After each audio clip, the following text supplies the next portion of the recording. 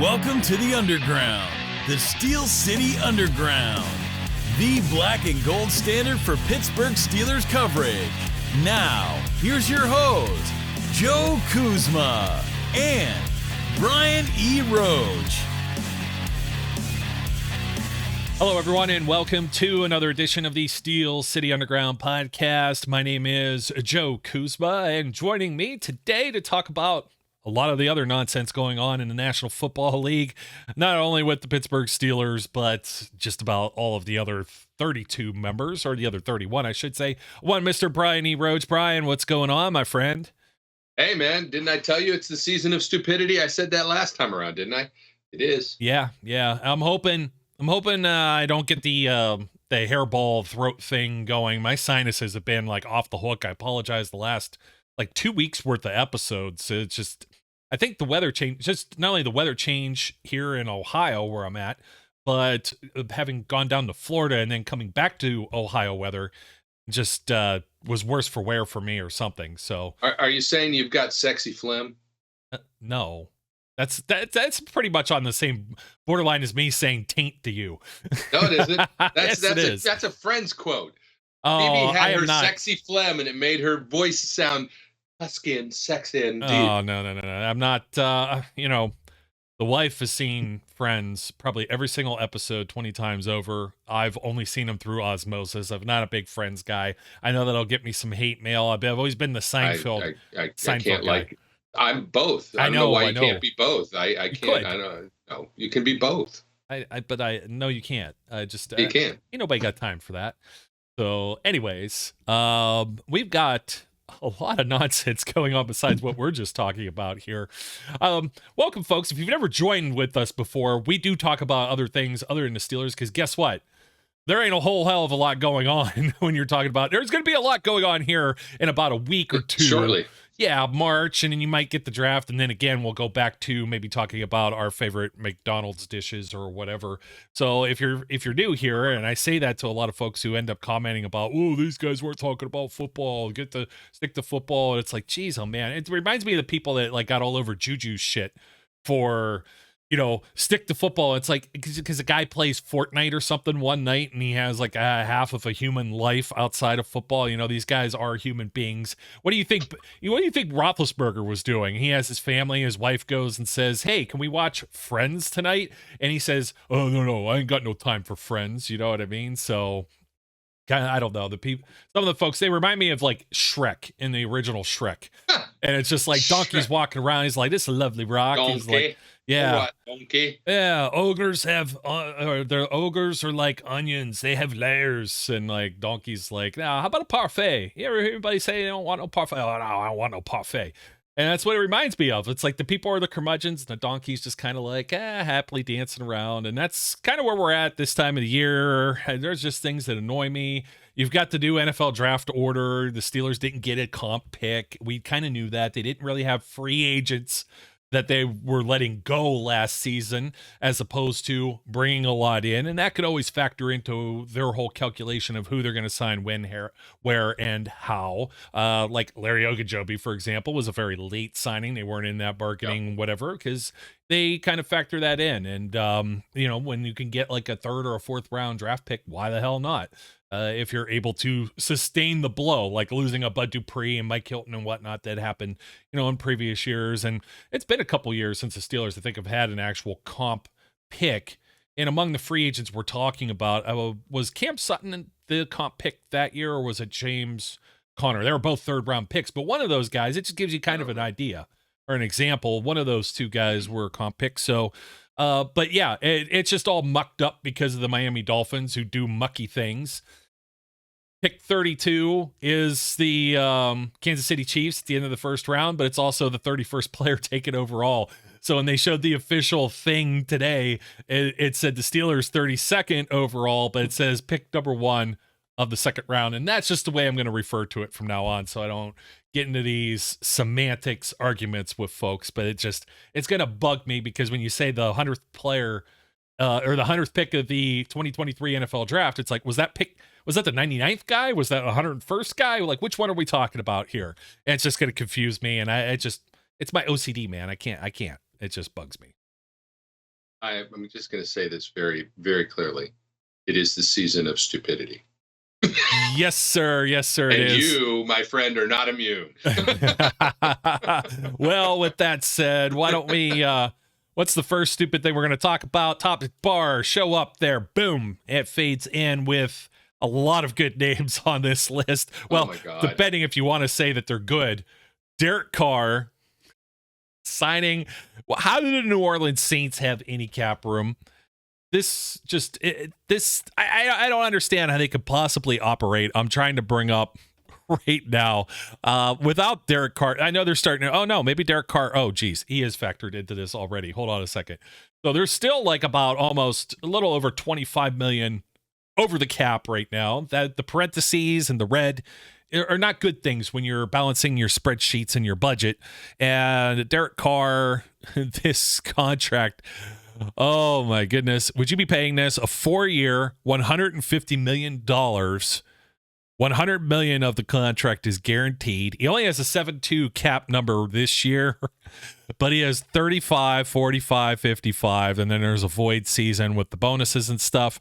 They're not able to get away from this guy for at least 2 years before they realize any savings. And even when they do, you see in that column, they'll still eat 17 million in that first season, and then and therefore and so forth. Derek Carr, not David Carr, as some people were saying, rejoining his former first head coach over with the Raiders, and I don't know, is Derek Carr. 100 million guarantee, 150 smackaroos per season. I know it's not quite 40 million, but it's pretty damn close, Brian, and I don't think he's worth that. No, he's not. Well, his brother will say he is. Oh, of course. I mean, his brother had him as one of the greatest quarterbacks of all time. But that's, whatever. No. Is he? No. Look, if he turns around and he wins, 2 Super Bowls with the Saints, then we'll eat our words. But I don't think he's that good. So no. Yeah, and I'm pulling up some Derek Carr numbers. God forbid. Let's see. He's had a couple 4,000-yard passing seasons. He's a season removed from 4,800, which was his career high. But he's like 1 year with 32 touchdowns. 24, 23, 14 picks. Like, I know the Raiders aren't necessarily the shining example that the NFL should follow, but wow. And he had some Pro Bowl seasons, and I don't know what that's worth anymore with the Pro Bowl games. I mean, Tyler Huntley and just was named to it. Trevor Siemian has Andy Dalton. They have Pro Bowls under their belt, and I look at this, and it's like Derek Carr went last year. He went 6-9 last year. Nice number. Nice. Yeah, and he threw nothing but shade when he knew he was benched for who'd they have? Nate Peterman. That they pulled back from Pitt, the kid that was there like an iteration or two before Kenny Pickett, that's still bouncing around the league. And, John Gruden had him in one of his Gruden grinder camps or whatever. And somehow they continue to try. Somebody tries to see that there's a diamond in the rough. And it's like, no, it's just rough. Yeah, very rough. So. Diamond, just rough. Yeah. Yeah. I don't know that we got a whole lot more to say about Derek Carr that needs to be said. It's just, we're going to go through some of these contracts and some of these names that you saw up on this list and just kind of show you that, thank God the Steelers don't have to deal with this drama. Geno Smith. Now, I don't have anything bad to say about Geno Smith. In fact, Geno Smith is probably one of the only guys I could think of that's been around for a minute and has gotten paid. Good for you, man. I'm happy for Geno Smith. West Virginia guy, so there's a lot of folks that probably listen to the show that are more local to the Pittsburgh area that are WVU fans.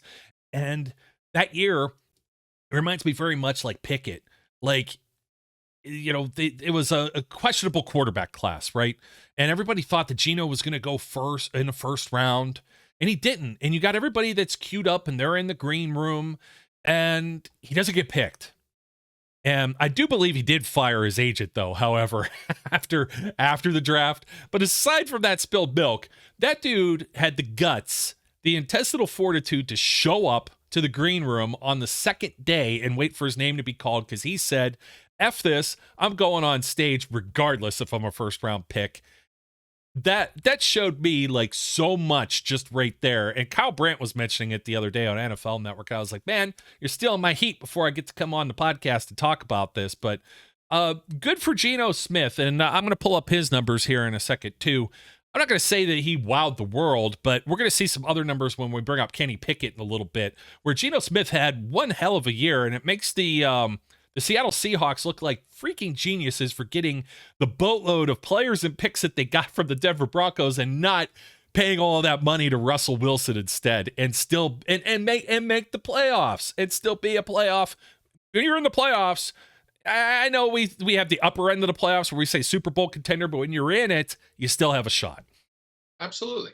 I mean, look, the real question is whether Geno Smith is a one-year wonder. Is he a one-hit wonder, or is he going to be able to maintain? I think what they have is they have a system that works for him. You've got weapons on the outside and guys like DJ Metcalf and whatnot. Or DK Metcalf. DJ. DJ. I don't know. That's his brother. TJ, JJ, and DJ Watt. Yeah, some Metcalf guy. Eric Metcalf. Yeah. Well, no, probably not. Yeah, we don't like him. I didn't like him back then. Anyway. It's a good situation for him, right? He's an experienced guy. He's stayed in the league. And look, he played for bad teams. And sometimes that can define how you are viewed as a quarterback, whether you should be or not. He just got in the right situation. I'm one of those people that says, show me it again, right? So I get that they were going to pay him because they needed to. They needed to stay the course, so to speak, and they must like what they see. And I agree with you. Good for Geno Smith, a guy who persisted, who stayed in the lead, and who made bank. I'm never going to be mad at a guy for being able to do that, right? But we'll see. We'll see how it pans out year two. I require more than a single season of numbers before I do that. But yeah, you're right. When we start to look at that deep ball stuff, it helps to have DK Metcalf on the other end. Yeah, it does. Remember, we were so gung-ho on DK coming out, the combine and everything. He killed it. He's like a Adonis, not like Adonis Creed, but the more like the Greek god chiseled out of granite. The dude was just a physical specimen, and then somehow we're like, how did he end up going in the second round? A little different than Geno. Like, Geno was kind of like, oh, the Jets are suckers. They got suckered into buying the hype and going after a quarterback, and they're going to draft Geno Smith and blah, blah, blah, blah, blah. Not DK. It was like, how did everyone pass on DK, and then he still proved all of his doubters wrong? Yeah, 4 bad years with the Jets, where after the first 2, they kind of moved on from Geno, and they still haven't quite found their way, and now they're trying. Well, there's another name coming up. I'm not going to spill the beans yet, that they're trying to court someone else, or maybe multiple someones. But a year with the Giants where he was just basically a backup. He got a chance to play just a teeny bit. Then he was with the Chargers for a year, and then 3 years, the previous first 2 in Seattle as just a backup for Russell Wilson. They said, hey, he's 32 years old. He's got some experience. This guy's not as bad as you may think. And we kind of saw that. And a lot of people like moaned and complained and bitched about it when the Steelers played the Seahawks, and it was Geno Smith on Sunday Night Football. And how can a backup quarterback do this to you? And then he just went out and 69.8% passes completed last year.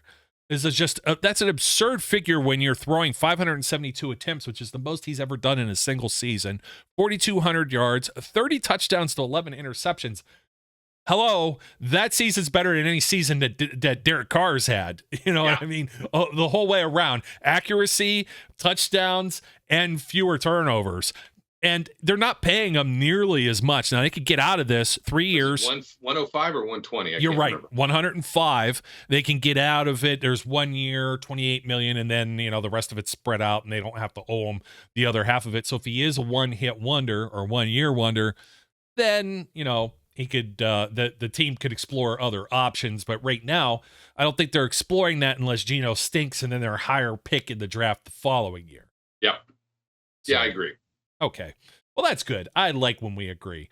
Let's move on to our next specimen, so to speak. And this is another one that kind of makes you go, oh, yikes. Daniel Jones, after the Giants failed to give him a 5th-year option last year, which would have, they needed to exercise it last year for it to have taken effect for this year. Now they're paying for it. 120, right? He's 120, right? I had it here, no. 160 million. Oh my goodness. 82 reportedly guaranteed for the first 2 seasons. He joins some others such as Patrick Mahomes and Josh Allen in the $40 million a year for Daniel Jones. Woo. Okay.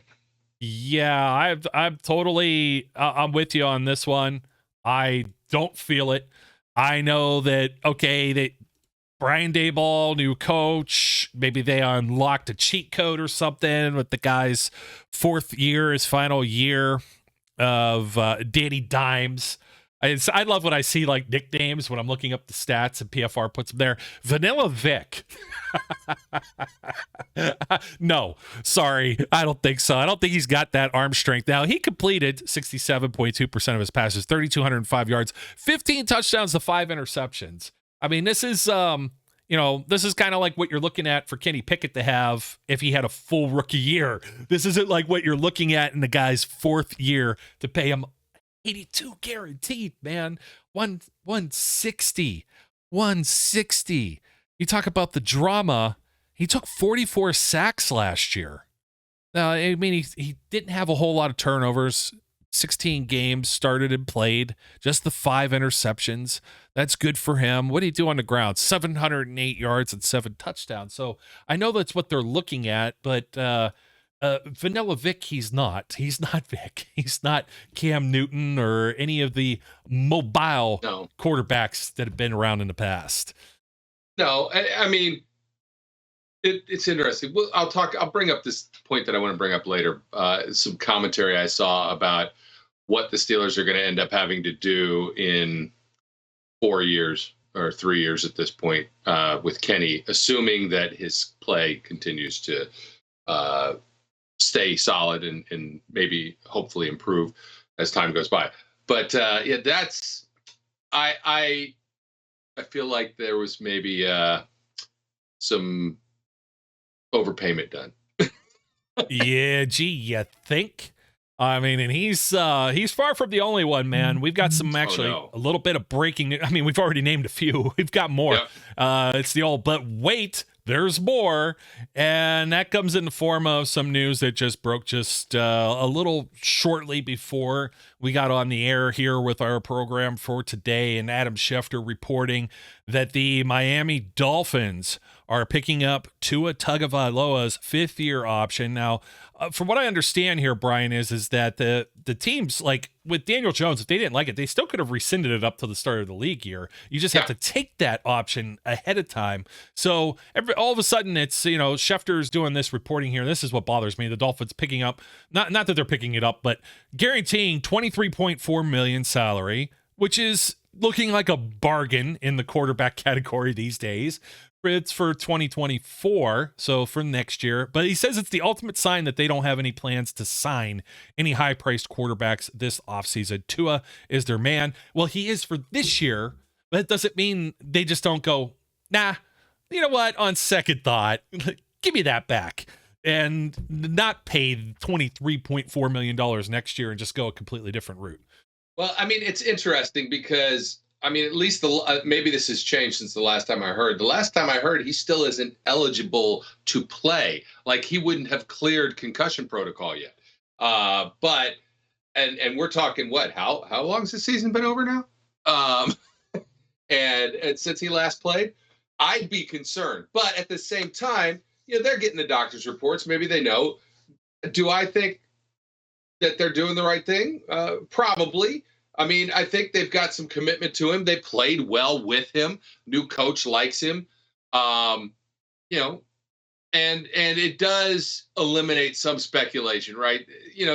They can do what they want to do in the draft. But yeah, I'd say, what it says is for next year, he's the guy, or else they're going to be willing to say, yeah, we don't have a guy, and we'll get one in the next draft.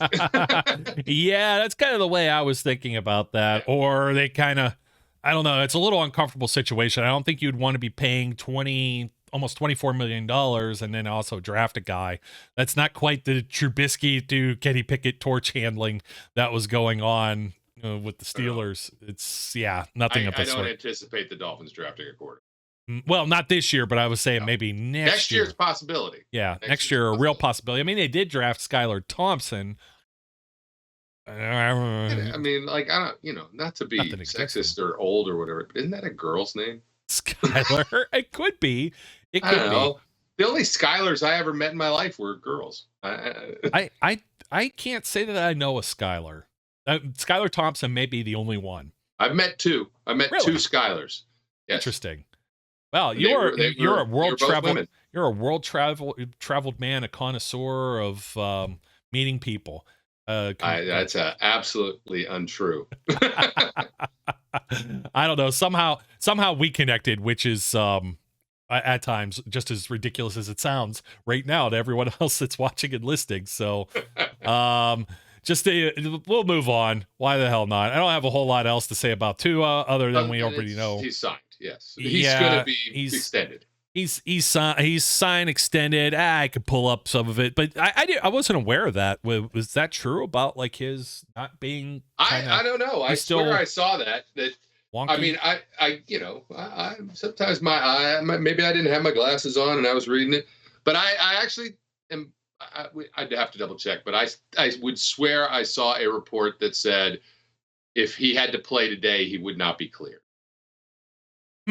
That is very interesting. I'm trying to see. There's all kinds of stuff. Of course, you're getting like old things, but then when they have different dates on them, like September, December, that's not exactly inspiring a lot of confidence. Yeah. In Tua, and just looking at his statistics, 1,800 yards, 11 touchdowns, and 5 interceptions year one, 2,600 yards or so, 13 games appeared in his sophomore season, 2,653 yards, 16 touchdowns, and 10 interceptions. Last year, 25-8. He played or appeared in 13 games, 3,500-ish, almost 3,550 when it comes to the amount of passing yards for Tua. So he had a nice season last year. Yeah. At times, like when they first started that season, like it looked like the Dolphins were going to steamroll people. Yes, and it did. Then when he came, like he looked good for a quarter against the Steelers coming out of protocol. And that same game, so it's like Kenny and it was the Concussion Bowl during National Tight Ends Day. Yeah. So that was an interesting, a very interesting trip to Miami that we had. Yes. And then the Steelers just clamped down on him. They figured out, they were like, hey, this guy's left-handed. That might have something to do. Let's adjust. And they did. And, they always get criticized for not adjusting, but that's a case or a scenario where they did adjust. Here's our favorite guy. This is the gift that keeps on giving besides Mitchell Trubisky, who Mr. Overrated? Are we talking about Mr. Overrated now? We can't say the word drama in quarterback. We can't say the words drama in quarterback without Aaron Rodgers. This guy went into a foxhole for like 4 days or whatever it was. A darkness retreat? He made that up. Like, what? I've never heard of that in my life. And he had to go there. He had to go there, Brian, because they didn't lose in the NFC Championship this year. They didn't even get there. To figure out if after the Packers the year before, where he wasn't sure he was going to come back and play that year either, give him a 3-year, $150 million contract with $101.4 million fully guaranteed, 150.6 injuries guaranteed. Okay, it's Aaron Rodgers. He was a reigning league MVP. He's won a bunch of those. He has no other hardware other than one ring because Rashard Mendenhall fumbled and Doug Legursky was playing at center and a few other things we don't like to talk about. But what have you done for me lately? That guy has gotten coaches fired. He's gotten coordinators fired. He's gotten players traded. It's just everything. And then all of a sudden I'm going to go sit in the dark and clear my mind and figure out if I really want to play football. I'll let you guys know. Thanks for guaranteeing more money for me, suckers. Let me get this straight. You're telling me he went and sat in a hole? I don't know if it's a hole, but it was somewhere. It was a room, a cave. Yeah. I mean, you got closets in your house, right? You could just go sit in the closet. Why do you have to go pay to sit in a hole? I forgot how long it was. Oh, well, let's see. Aaron Rodgers. We got the Google machine or the DuckDuckGo machine. This whole story in and of itself is in my mind, a red flag for signing Aaron Rodgers. If you need to go sit in a hole to make your decisions, I think, there's something going on. Maybe you're upset about, Patrick Mahomes taking over all your State Farm ads or something. I don't know. But yeah, what? I never heard of such a thing. Darkness Retreat. A lot of people were explaining it. It's an Oregon facility, 4 days and 4 nights in Southern Oregon. I don't know if that's is reminiscent of a Hobbit cave, according to the New York Post. That's where you go when. Wait a minute. Wait. Did you watch Lord of the Rings? I have. A Hobbit. The Shire's a nice place. Hole is a very attractive, wonderful little hole to live in. It's got nice wood all over. It was gorgeous. I would love to live in Bilbo Baggins' house. It was. I mean, I wouldn't fit because it's very tiny and I'm not. But at the same time, it was gorgeous. It was very gorgeously well-appointed domicile. It ain't a cave. All right, now I have problems with the reporter too. I like that word domicile. Domicile. That's such a great word. There's the Shire. It's a beautiful place. Beautiful. I know. And I'd be more like Gandalf because I'm 6'5", I'd be banging my head on whatever's around. I always joke, my mom's only 5 feet tall and she shrunk because she's 76 years old. Right. I'm always banging my head, moving around. I told my mom, you live in a Hobbit house, but it's not dark in there either. In fact, it's the opposite. When I go and I visit mom, and I stay in like what was my old room overnight, it is like you would kill vampires in there. There's just too much daylight that comes through. I cannot get a good night's rest there unless I wake up at like 6 a.m.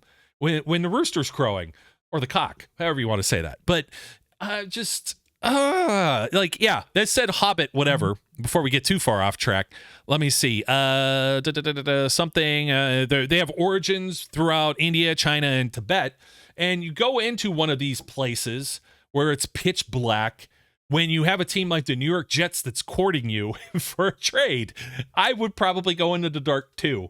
If it were any of those teams, the Jets, the Browns, the Texans, you have to go on a darkness retreat. It may be a permanent vacation as well, depending on how dire the situation may be with those other teams. So just stay in the hole. Mr. Rodgers, make that your new neighborhood, please. And you can bring the lion puppet and the king puppet down there. I mean, I know it's different, Mr. Rodgers. Don't besmirch Fred. Fred Rodgers I'm not besmirching is a saint. Fred. Well, I don't know if he's a saint, but he's a good guy, or he was a good guy. But this is the evil Mr. Rodgers. Aaron Rodgers is the evil Mr. Rodgers. So he doesn't have a lion and a king. He's got, I don't know, what's an evil cat? A Bengal? No, they're timid. They're timid. No, they're timid and pretty much like pussycats. I don't know. Whatever. Lion. It's immaterial. He's got the Black Panther's awesome.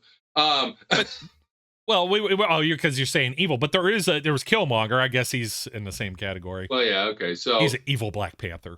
So there you go. So you got an evil cat. Just any house cat. House cats are evil. They all want to kill you anyway. So if you have a cat in your home, I'm just telling you, it wants to kill you. But so you got a house cat, a puppet, and then you got, I don't know, Satan. Aaron Rodgers has like the little things that pop up on his shoulders, and they're both devils. Yes, they're both devils. They're both devils. Go sit in a hole. No, don't go sit in a hole. Yeah, go sit in the hole. All right, go sit in the hole. Fred Rodgers is beloved in Pittsburgh area. He's awesome. PBS, all the Daniel Tiger stuff. Rodgers, not so much. Daniel Tiger stuff. That's the spinoff of the puppets with the King Friday and then Prince Wednesday and all that at the Pittsburgh Zoo. That's all very, very cool and neat stuff. You ever hear the rumor about why Fred Rodgers always wore long sleeves? Apparently, he was some like really decorated. No, he was like a really decorated military guy, right? And Yeah, I guess he think may so. have had tattoos or confirmed kills, kind of like like marked or whatever. I mean, I'm just guessing here. I mean, I don't know that, but I've heard that through the I'm grapevine over not. the years. See, I thought you were going to go down a horrible road and be like, yeah, he was actually a heroin addict or something, and that's why he couldn't show his arms. But I'm glad it was a nicer story than that. Yeah, but I think it's turned out to be completely false. I was like looking this up. It said he was unqualified for military service following an armed forces physical in 1950. So instead, he attended Dartmouth College for a year and then transferred to Rollins College in Winter Park, Florida. Guy got around, man, but born in Latrobe. Wonderful Latrobe. Man, I can't believe he was 74 years old, passed away in 2003. It's been that long. Yep. Talk about somebody who had such a lasting impression. Particularly, I know he did on my youth, and even my kids aware of who Mr. Rodgers is. I knew who he was. I didn't watch. What was you, Captain Kangaroo guy? No. Oh, no Captain Kangaroo? I didn't watch that crap. I watched you had Ultraman, man. You had what? Ultraman. Like very bad. That's right there with the original Gojira. That is. It was awesome. Ultraman was the king, man. He was awesome. Oh man, that's how you get people to turn off the show when you come up with something as obscure as Ultraman. I hope you know, Brian, because I might know what Ultraman is, but that's a 2%er type thing, and probably not the 2%ers that are our actual 2%ers who hang in to the very end, who are all waiting for me to bring up the next slide and say, what the Yins guys got to say about Kenneth Shane Pickett this time. And it's really not what we have to say. We have to draw some attention to something that's called the Deep Ball Project. And you're like, Joe, what in the hell is that? And lucky for you, I'm here to tell you. It sounds dirty. It does. So does that sounds like porn. You know what? I was running some of the analytics stuff on steelcityunderground.com, and the keywords are where people arrive. Like, the cookies, they pick up your trail everywhere that you are on the web. Folks, you got to get away from the XXX websites, because literally XXX is like the overwhelming majority of where our traffic comes from. And unless there's something buried on our website, some, I don't know, blackmail photos of Brian or something that I don't know about, you're all naughty, and we know it. But the Deep Ball Project, okay, it's here. I'm gonna try and this has been retweeted on the Steel City Underground social media. This is Brick Wall Blitz, exactly how it sounds, all one word, on Twitter. Johnny Kinsley. It is the 22-23 season Deep Ball Project. See how accurate your quarterback was throwing the ball downfield. And it's not just this one chart that we could blow up. There is a variety of crazy things, but the initial chart that's here, though, is worth mentioning, because Kenny Pickett is second most accurate throwing the ball downfield to Geno Smith, who just got the bag. And I mean, Tua's here, Joe Burrow, Jalen Hurts, Patrick Mahomes, Josh Allen, Andy Dalton, Matt Ryan, and Kirk Cousins close out your top 10, believe it or not. At the bottom of this list, the number 28 is Carson Wentz. 29 is Lamar Jackson. 30, Baker Mayfield. 31 is Davis Mills, Taylor Heineke, and Marcus Mariota. Yikes. So, I mean, this is good news if your name is, if you're the Pittsburgh Steelers and you're looking at the progression of Kenny Pickett, but it's not the only metric that was on this. This thing, we could literally cover this for an hour or two. So Johnny's noting here that Geno Smith and Kenny Pickett were also the two most accurate deep passers on throws of 21 to 30 yards, with Dak Prescott right behind them. Justin Fields, Zach Wilson, Carson Wentz, Davis Mills, and Taylor Heineke all at the bottom. Justin Fields, the most accurate passer on throws, 31 to 40 yards, and it wasn't close. 75% accuracy, about 11% more than second place Geno Smith, believe it or not. And only two other quarterbacks other than Geno, Andy Dalton and Tua Tagovailoa. Oh, I'm sorry, I'll throw Joe Burrow in here as well. Joe Burrow and Taylor Heineke were right at 60, but nobody that was over 60% here when reading all of the various schematics and stuff here. Let's see, Jalen Hurts, Josh Allen went crazy on throws of 41 plus. That would explain why those teams were close to Super Bowl contention, of course, MVP talks, et cetera, et cetera.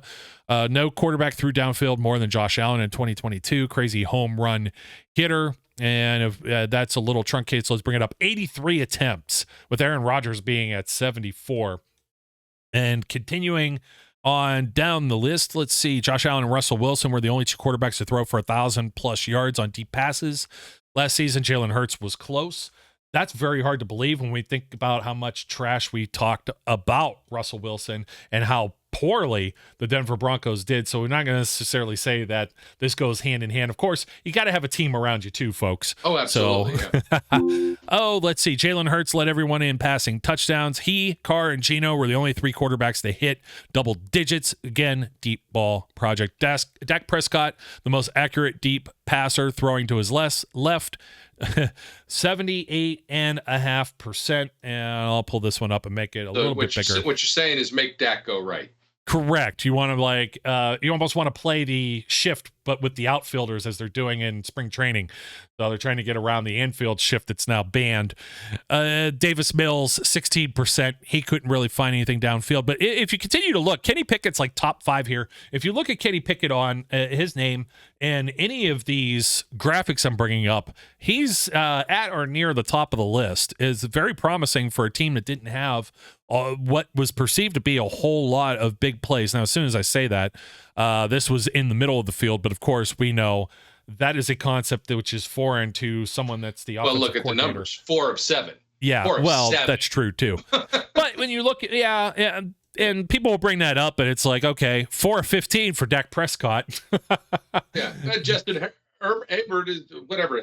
Justin Herbert? Yeah, 5 is of 5. 5 of 5. I mean, again, that's a small sample, so it's not like just us that's not throwing a lot deep over the middle either. Correct. Geno Smith ran circles around everyone throwing to his right, where Kenny Pickett was tied for 8th, about 55%. Geno was 76.4. So it's pretty neat to point out that also Baker Mayfield and Matthew Stafford were both at the bottom of this list, which could also draw some comparisons to the system they play in. Very much so. So I guess if you're playing against the Rams, make them throw left. It's the exact opposite that we were just talking about with Dak Prescott, which is pretty interesting, pretty intriguing to bring up. Let me see if there's some more interesting stuff. Like I said, this thing goes on forever, so take a look for it at Brick Wall Blitz. It's the Deep Ball Project over on Twitter. Let's see. Josh Allen threw the most accurate deep passes that weren't caught. So he had the most drops, and that makes sense when you're throwing like almost like 80. 83. Yeah, whatever that number was, we just belted out there. He had 14 of them that were dropped. Joe Burrow had 12, Hurts had 11, Rodgers, Brady, and Pickett's here too with 8. Very interesting to see. Yeah, so all to Deontay. Yeah. Let's take a pause for a second on this particular. You know what? I don't know. Let me see. Is there anything else? It's wrong of me. It's wrong of me. Yeah, the air yards aren't quite there. Kenny Pickett, 19th, of course. Yeah. Jared Goff, deep accuracy off play action. Kenny Pickett is ranked off of here. We don't even know if they do play action. And let's see, Geno Smith, the most accurate deep passer without play action. But so Kenny Pickett was right in there in this conversation. He's 4th at 57.5%. Matt Ryan, surprisingly great. Don't even look at what Marcus Mariota and Taylor Heineke are doing. So, whether they're just statues, you really want to talk about being statuesque. And then the most accurate deep passer without pressure was somehow Daniel Jones at 70% overall. Kenny Pickett was 53.5%. He said, by the way, the reason some of the QBs have less attempts and accuracy and attempt than they do completion attempt is because some of the attempts were voided for the sake of accuracy due to quarterback and wide receiver miscommunication. So I like that little bit of transparency. Josh Allen was a cyborg deep passer under pressure. Kenny Pickett and Geno Smith's precision were also amazing under duress. So Josh Allen at 68.7, Kenny's right there with 66.6, and Geno at 65.7. Again, goes to show you why the Seahawks are investing in Geno Smith. And I'm going to see if there's, let's see where else we got here. Josh Allen accurate on all but one of his 28 passes to open receivers. Lamar Jackson, near the very bottom of this list with 32. He said 3 of those, I think, came against the Bengals in week 5. And he said those weren't all necessarily terrible passes. Of course, we know the Ravens are kind of suspect at the wide receiver position. And the best deep passer throwing into tight windows was Joe Burrow. But once again, guess whose name is here? We'll say it for those a little louder in the back. Kenny Pickett, and he's only about 2.5 percentage points off of Joe Burrow's 56% here, ranked 3rd behind Geno Smith. Once again, up here near the top. So the Seahawks and Steelers are kind of running neck and neck there. Steelers probably should have been maybe a playoff team if a few things would have went differently. Let's just say, namely, Kenny Pickett doesn't get knocked out of games. Might help. But it's nice to see in this light for all the folks who think or believe or have whatever narrative in their head that Kenny Pickett was a wasted draft pick. Kenny Pickett will never amount to a hill of beans. What are you guys talking about? Rah, rah. Here's another one of those shows, Brian. We're the show that does nothing but sunshine and rainbows and unicorns and, the Skittles. Wait a minute. Have you watched this show? No, they haven't. They hear a snippet of it. I got yelled at for being too negative recently, didn't I? Well, that was probably because we were talking about Mitchell Trubisky, maybe. I don't recall. Or Mason. Maybe we were talking about Mason. Yeah, Although I'm not really that negative about Mason either. I'm not that negative about anybody. I'm just real. I'm just real, man. That's what it is. I'm just real. I think that sometimes we're maybe a little too overzealous, or we're not like critical to the point of being assholes. We'll put it that way. Well, here, and I'll say the same thing. So when about we Kenny. it comes off maybe a little harsher than maybe usual. Yeah. I'll say the same thing about Kenny I said about Geno. I'm encouraged here with Kenny Pickett's numbers. It's nice to see a rookie put those kind of numbers up. I need to see more than just the sample that we currently have. Before I'm willing, and we've said this before when we've talked about Kenny, I need a bigger sampling before I'm willing to say, yeah, Kenny's definitely the guy. I'm trending towards Kenny looks like he's the guy for sure. But am I sold 100%? No, because I require a little bit more consistency across multiple seasons before I'm going to say that. Yeah, of course. And all of that is fair. I think it's almost like I wish, I know people don't want to go back in time and look up our old takes exposed, but please do go back on like YouTube from like a year ago when we were talking about this whole draft process and talking about how rookie quarterbacks end up actually performing when they have to play in year 1. I didn't even want to play Kenny Pickett year 1. I was okay with them drafting him, but just looking back at even some of the articles and things that we did on SteelCityUnderground.com, most of us thought it was going to be Malik Willis. We thought the Panthers or the Saints or the Texans or somebody else was going to, I don't want to say reach, but there were a number of obstacles that Pickett had to get by. And these teams had multiple picks, so they didn't necessarily just have to burn a first rounder on a quarterback. We're not going to do that. We could really use a corner like the Texans did with Derek Stingley. They had another pick at like 15 before the Steelers were on the clock with the 20th pick. So that's just that's completely it's mind blowing to me because the Saints. What's crazy is they have the same thing again this year. Them damn Texans. Mm-hmm. 2 picks before we pick. The Saints moved back in, and it was Chris Olave and then Trevor Penning.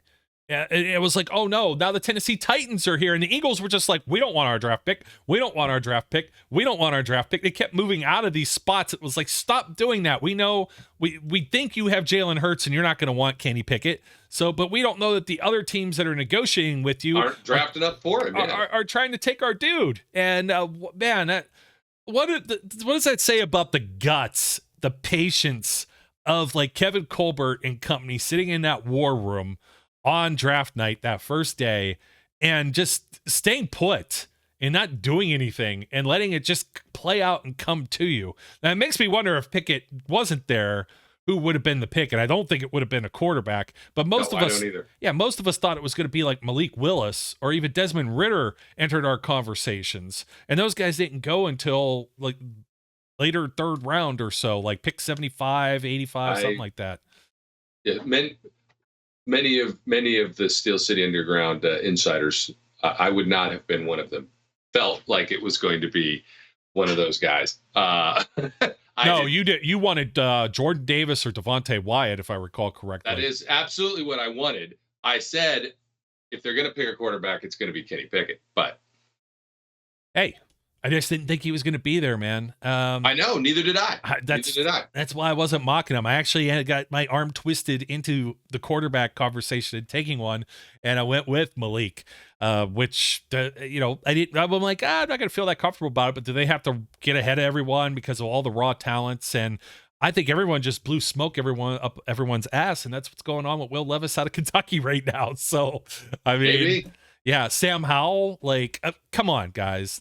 Sam Howell was the chosen one. Kevin Colbert went and watched his pro day or whatever, saw him in advance. This was the guy that was earmarked, destined for guy. Steelers great. No, didn't happen. So, but I'm glad I'm glad we don't have to deal with all of it or any of it, because the last one is just making my head hurt every time I hear Lamar Jackson's name. And I actually saw a piece of clickbait garbage out there, Brian, where somebody had mentioned how the Lamar Jackson situation is bad for the Steelers. I said, what? I didn't even click on it. In all fairness, I probably should read things before I read the headline, but I wasn't going to give them the satisfaction of what that headline was doing. And that was just to get them the clicks and the views and the ad revenue for a topic that doesn't exist. If anything, this is good for the Steelers, because if they pay up Lamar one way or the other on the tag or not, then that's less money that the Ravens have to spend on other players now or into the future. And everybody wants to bring up the Cleveland Browns and last year's situation with Deshaun Watson and whatnot. So if you're not familiar with what's going on so far, non-exclusive. If you're not familiar, tag. Where have you been? Yeah. So I'll just rewind a little bit. The non-exclusive tag for Lamar Jackson, who does not have an agent. He represents himself, okay? So the Ravens had the deadline last of whatever day it was last week, where they had to place a franchise tag on Lamar. Actually, that may have been earlier this week. I don't recall, but recently they had to do this, or else he was scheduled to become a free agent. He's played out through his rookie contract, fifth-year options, etc. And the only way to retain the rights to him is to use the franchise tag, one of the tags you could only use once. So, like, for the example, the Giants were able to come to terms with Daniel Jones, and then they tagged Saquon Barkley because they had two dudes that they had to get underneath their thumb. Well, this gives the Ravens a little bit of control now, but it doesn't mean Lamar can't go and sign somewhere else. Should he do that, it's, 2 first-round picks that are given to the Ravens? Minimally. Yes. Minimally. As compensation. And the Ravens could obviously match whatever offer is being made to Lamar Jackson.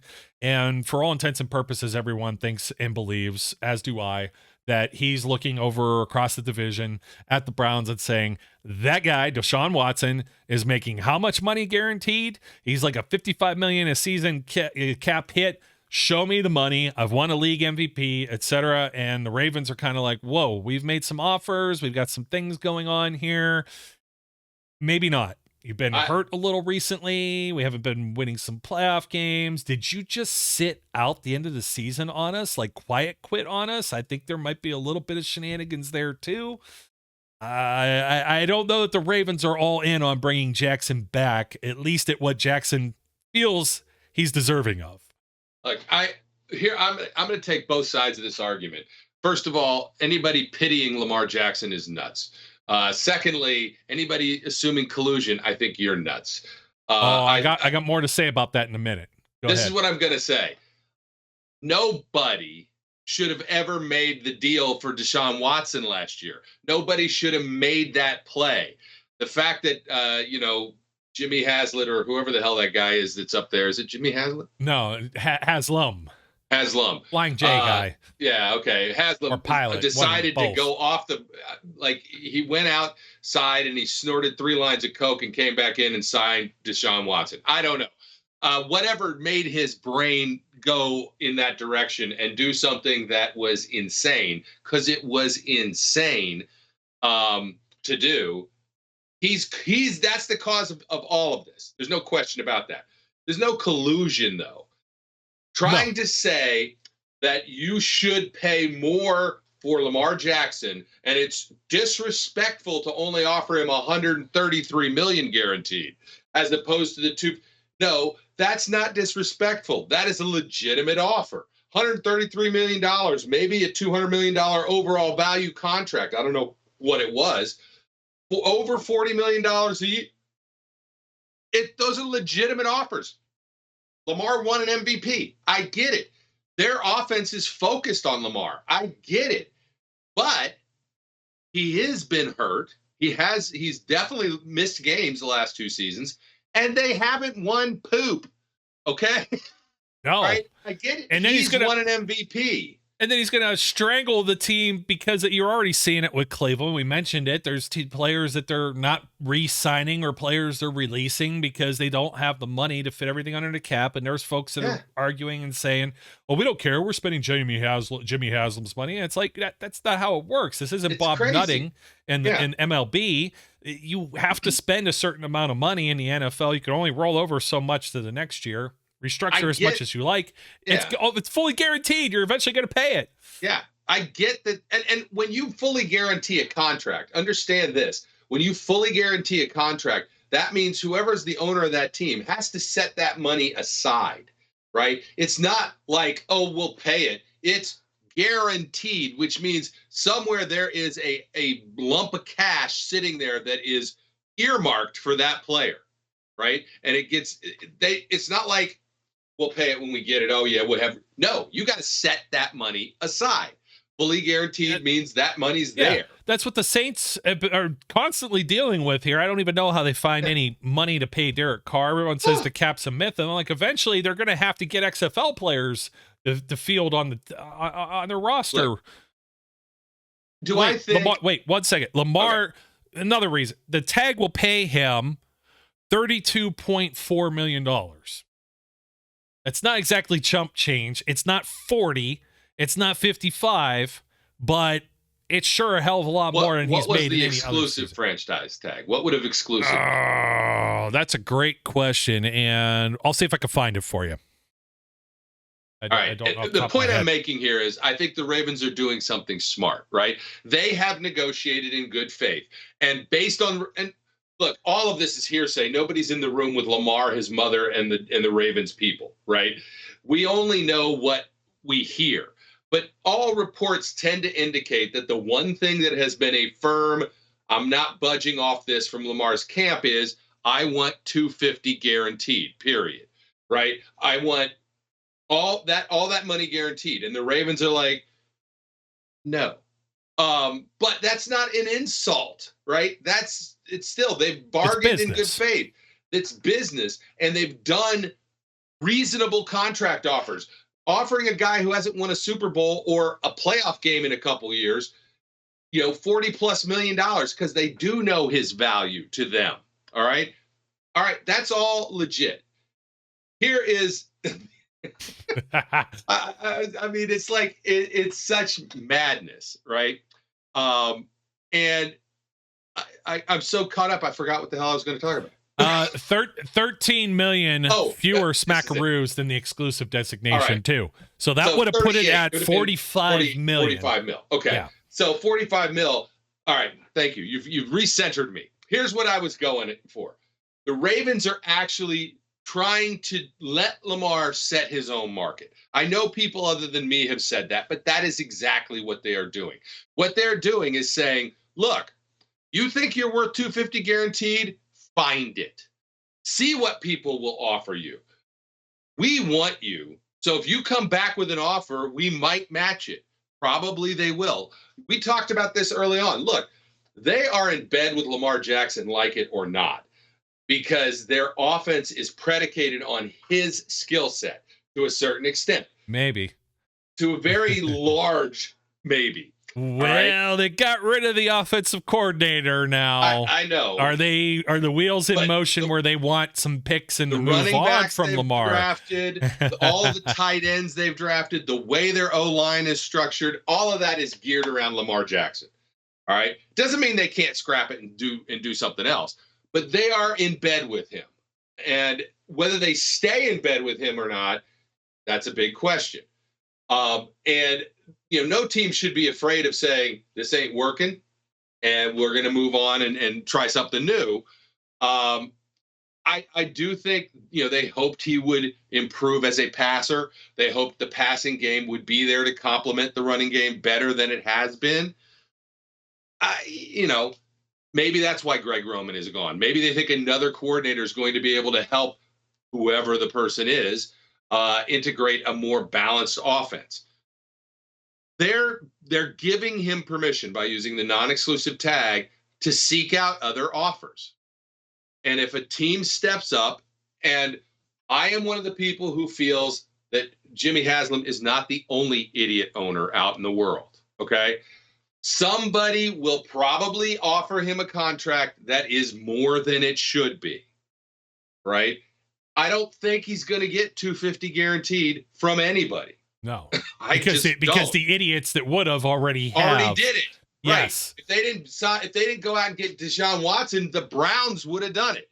But no. But you know what? Look, go back a year. If the Browns don't do that, nobody's saying I want $250 guaranteed. Correct. That's another thing. There's a lot of the collusion thing. There's a lot of different layers to this. You unpacked some of it already. Number one, the Ravens had to completely redo and rebuild the roster to suit having Lamar Jackson as their quarterback. Another team will have to do similar to get the most out of them. And when you're paying them that kind of money and the first round draft pick and the draft picks that are going to go with it, number one reason there's no collusion, Brian, is that Lamar is tagged. That means he's under contract.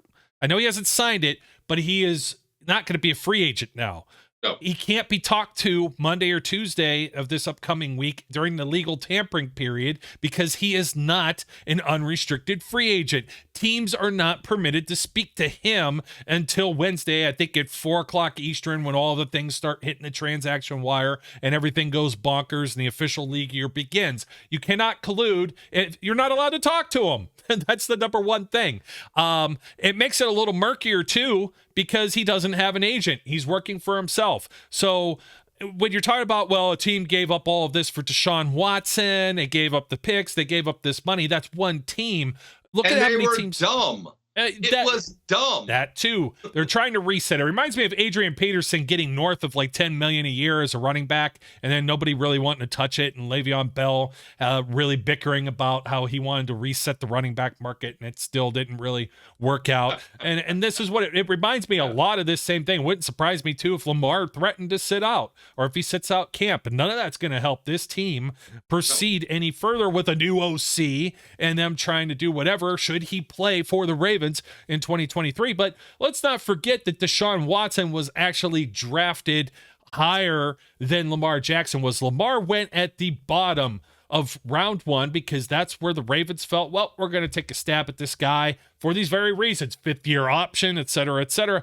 We don't know where Lamar would have went if the Ravens don't make that move at pick 32 in 2018, after four other quarterbacks already went off the board. So the teams evaluating the quarterback position in that draft either made a mistake, or there's still the same evaluators who feel Lamar Jackson is not a fit for their team. Let's not forget that half the teams in the National Football League have they're hitched onto whoever their guy might be. The Steelers are hitched to Kenny Pickett. The Bengals have their guy. The Chiefs have their guy. The Saints just went and got a different guy. There are other teams that are maybe like the Colts or the Falcons that maybe they'll have interest. Maybe they'll poke around. But for 2 1s and $250 million and $50 million, and you know what?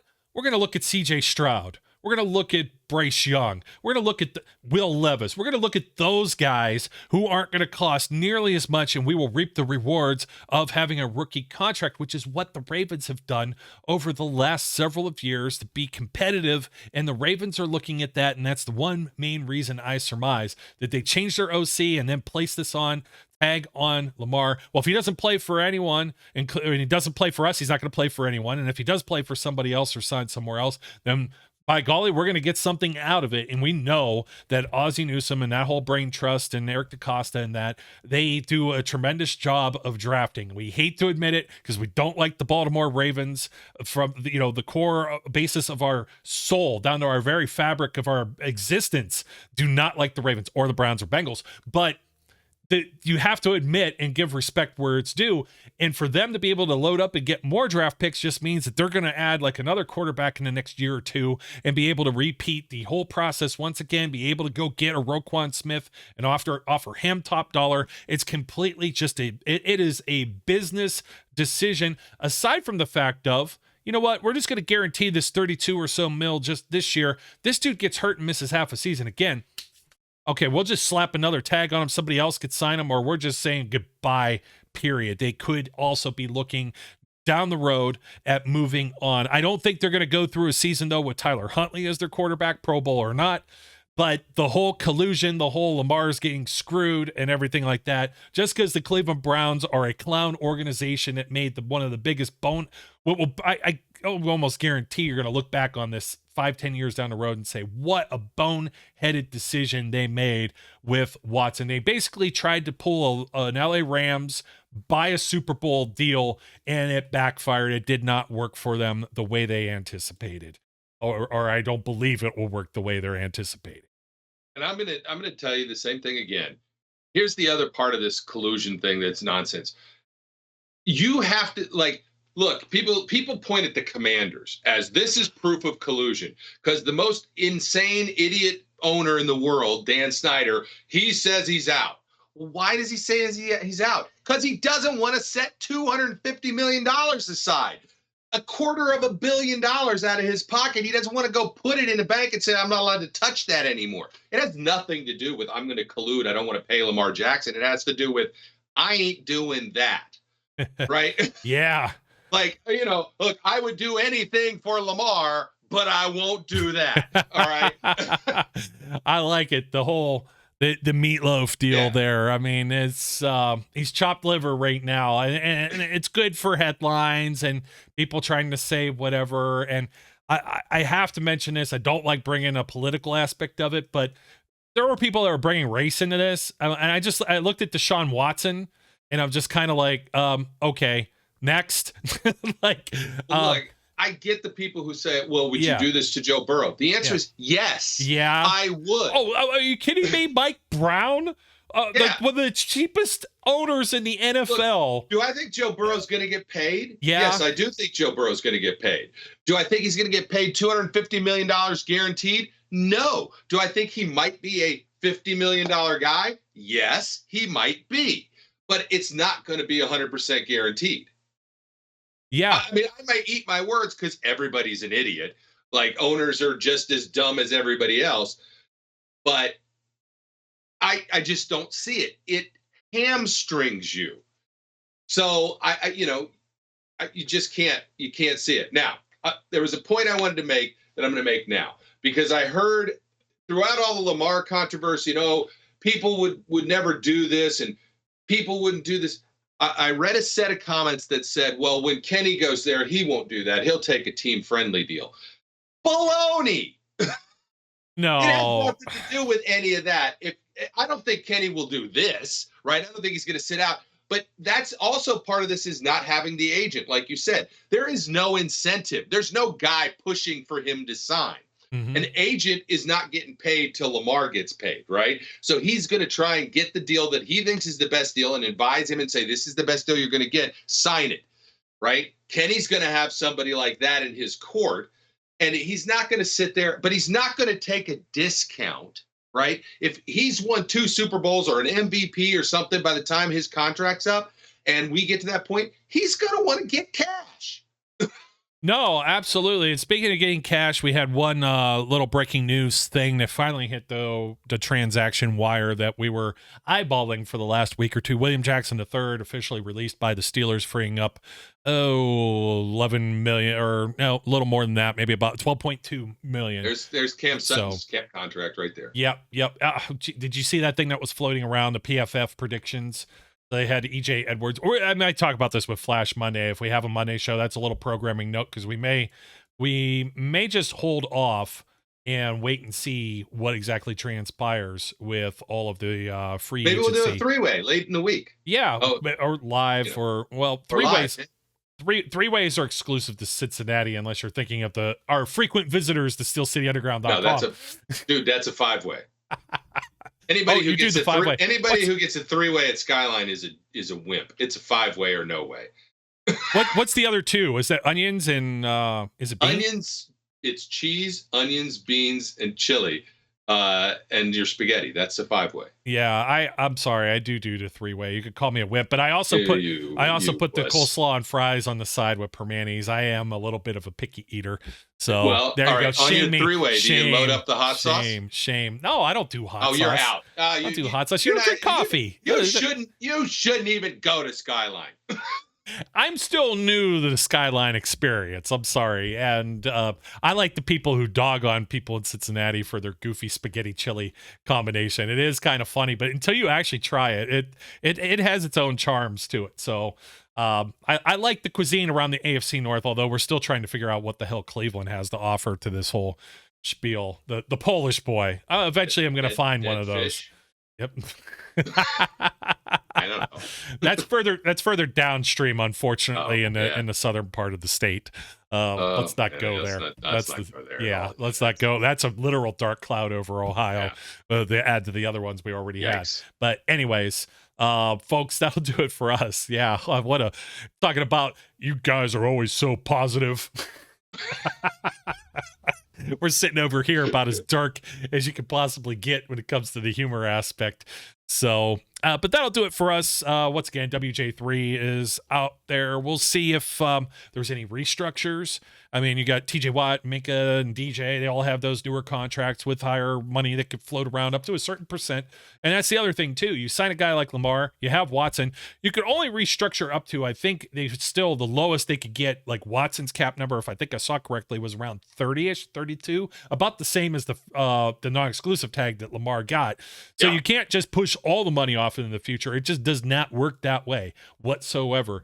And so, you got some of but you're eventually going to have to pay TJ. He's going to hit your cap at some point, but you got Kenny under that rookie contract for a quarterback. Not having to pay that guy $40 million a year means that you could pay several other guys from that little bit. You could divvy up the pie some. So we'll see what else the Steelers got up their sleeve, and we'll see if they talk to anybody. Legal tampering. Kevin Colbert, for years, they didn't have the money. They don't go out and spend money on guys. We got a new regime, so it's going to be exciting times to see if things change.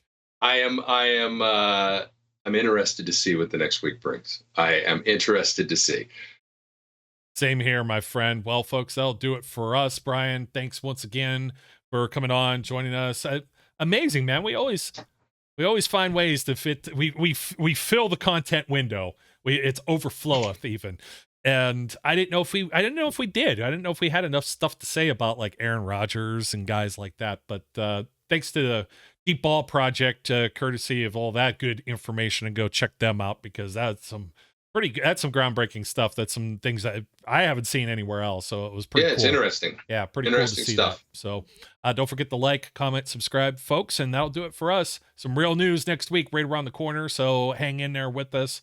And don't forget to share this with your friends. Reviews and ratings are also appreciated. My name's Joe. His name's Brian. As we always do when we close out this show, we encourage everyone out there to be safe, be good, and we'll catch you later.